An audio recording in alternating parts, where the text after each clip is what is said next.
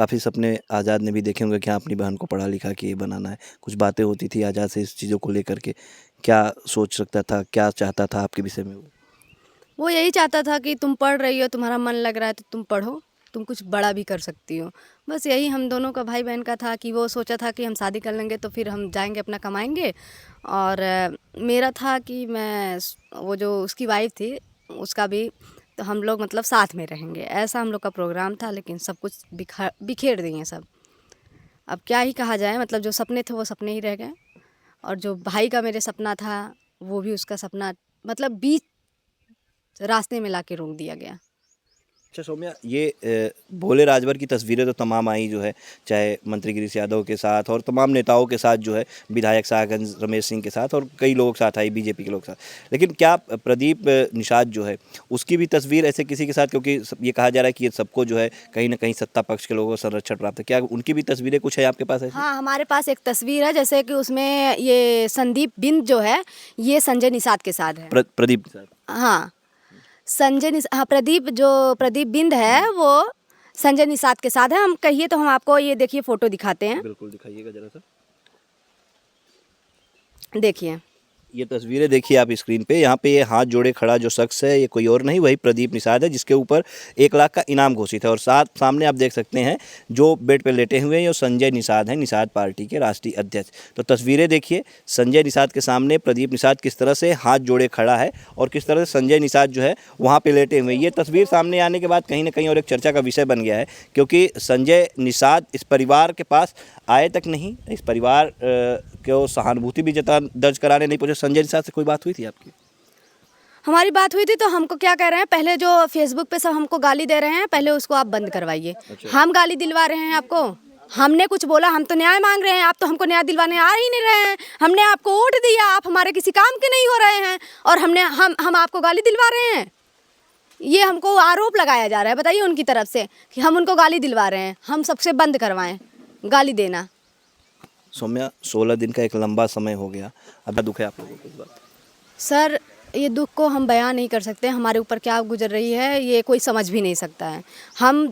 हम बस यही चाहते हैं जैसे मेरे भाई को मारा गया है उसी तरह उसका भी इनकाउंटर 20 सड़क पे होना चाहिए और सबके सामने होना चाहिए। अगर कोई कार्रवाई नहीं कर पा रहा है, नहीं हो रहा है, अगर ऐसा होता है कि अगर उसको मतलब थाने तक लेके जाते हैं, कचहरी लेके जाते हैं और उसका बेल होने का वो है चांस हमको लगेगा, और हमको बेल नहीं, हमको इनकाउंटर ही चाहिए। अगर ऐसा कुछ है तो हमारे सामने उसको लाए, हम मार देंगे, हमको आजीवन कारावास कर दे वो, या फिर जो करना हो हमारे साथ वो कर देंगे, चलेगा। लेकिन हम चाहते हैं इनकाउंटर होना चाहिए, उनका फुल इनकाउंटर होना चाहिए और जैसे मेरे भाई को मारे वो भी वहीं जाने चाहिए।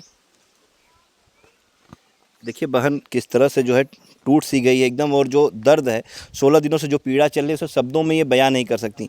एक सवाल फिर से वही लेना चाहेंगे सौम्या, क्योंकि हमने तुमसे कोई बात नहीं किया था।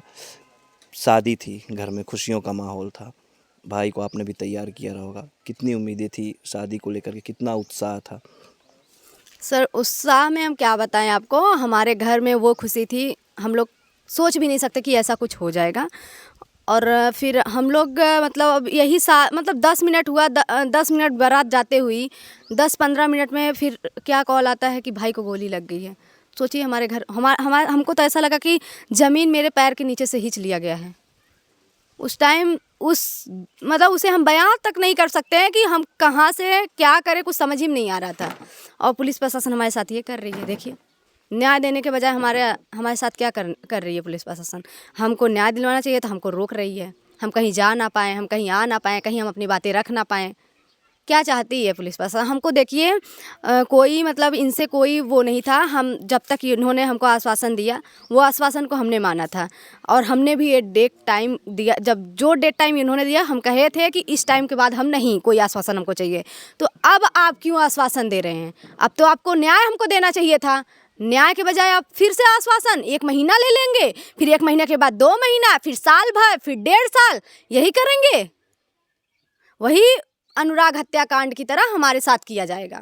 अब हम कुछ नहीं चाहते हैं, हम यही चाहते हैं जिनके भी साथ ये हमारे जो सरकार है, जिनके भी साथ ये कर रही है, गरीबों के साथ जो करी, सब भाई बहन प्लीज़ हमारे साथ आइए और जुड़िए। हमको इंसाफ चाहिए। ऐसा क्यों कर रही है? आप लोग को बनाया गया है, सरकार में लाया गया, आपको यहाँ तक आप पहुँचे हैं तो पढ़ लिख के पहुँचे हैं। आप ऐसा क्यों कर रहे हैं हमारे साथ, इतनी गलती क्यों कर रहे हैं? हमको बस न्याय चाहिए, तो आप लोग भी हमारे साथ जुड़िए। अगर आप लोग नहीं जुड़ेंगे तो ये हमारे साथ खेल जाएंगे और फिर हमको वही आश्वासन दे के हम लोग खाली मतलब रोते बिलखते रह जाएंगे। कुछ नहीं होगा, जैसे होता आया वही होगा। मंत्री जी से गई थी, डाक बंगले में मुलाकात की थी, उसके बाद जिस तरह से आपने देखा कि जो भोले राजभर सोले राजभर उनके घर पे तोड़फोड़ की भी खबरें आई। हालांकि किसने किया ये खुल करके सामने नहीं आ रहा है, लेकिन कुछ लोग हैं गांव के जो तुम्हारे ऊपर आरोप लगा रहे हैं। कैसे देखती हो इसे, क्या मांग करोगे इसको लेकर के पुलिस प्रशासन से? सर देखिए, हम इतने बड़े लोग नहीं हैं और हमारे पास बस खाने की रोटी होनी चाहिए और पढ़ने का थोड़ा सा आमदनी होना चाहिए और रहने के एक छत होना चाहिए, ठीक है। और हमारे पास इतने पैसे नहीं है कि हम जाएंगे और उनका घर मतलब कोई गुंडा करवाएंगे और घर तोड़वाएंगे, सीधी बात है।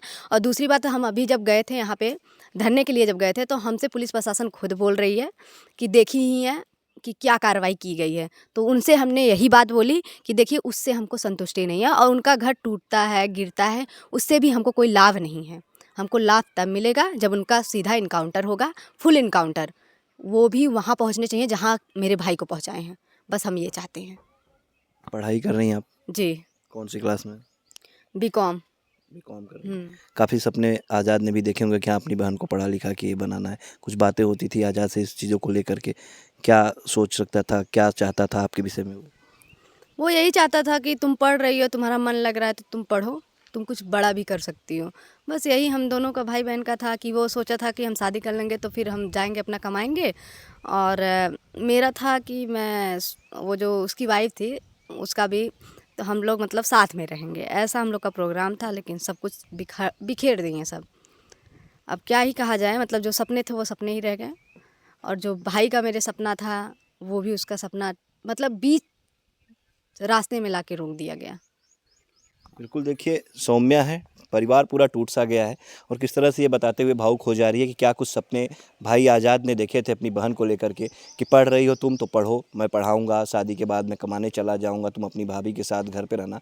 लेकिन सारे सपने जो है ये एक झटके में टूट गए। जिस बहन ने अपने भाई को तैयार किया, दूल्हा बनाया और दूल्हा बना करके वो भेजती है, सोचती है कि हाँ आज रात में शादी होगी, सब दोनों घर में गीत गौनई होगी और सुबह फिर भाभी का आगमन होगा, लेकिन खबर 10 मिनट बाद आती है कि आज़ाद की गोली मार करके हत्या कर दी जाती है। अब परिवार न्याय की लड़ाई लड़ रहा है, इंसाफ चाहता है, आरोपियों के खिलाफ कार्रवाई चाहता है, लेकिन आरोपी अभी भी पुलिस की पकड़ से बाहर है। देखना यह है कि पुलिस आखिर जो योगी सरकार की पुलिस है वो कब इस परिवार के भरोसे पे खरा उतर पाती है। जो आश्वासन लगातार जिला प्रशासन द्वारा दिया जा रहा है कि हम कार्रवाई करेंगे, ऐसी कार्रवाई करेंगे कि हाँ अपराधी याद करेंगे, तो वो कार्रवाई आखिर कब होती हुई नजर आएगी, इस पर हमारी नज़र रहेगी। फिलहाल आज यह है कि परिवार मिलने जाना चाहता था योगी आदित्यनाथ से, अपने मुखिया से जो उत्तर प्रदेश के मुखिया हैं, लेकिन परिवार को जाने नहीं दिया गया, रोक दिया गया है।